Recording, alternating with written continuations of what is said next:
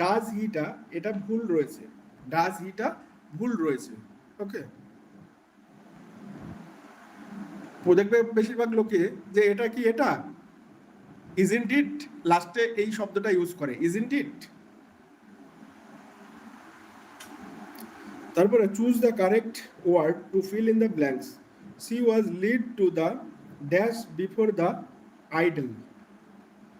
C was led to the, led মানে বিছানো, বিছিয়েছে, কি বিছাবে এখানে একটা বেড, এখানে একটা কি বিছাতে হবে বলো তো, কি ঠাকুর রাখার জন্য কি, মানে মূর্তি রাখার জন্য কি বিছায়, বেদি, তাই না?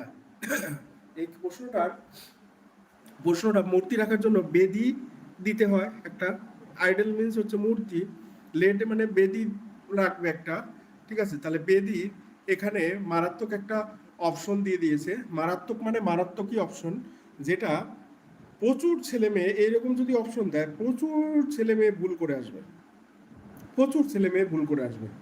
50% ছেলে মেয়ে ভুল করবে, 50% ঠিক করবে, ঠিক আছে? 50% ভুল করবে, 50% ঠিক করবে।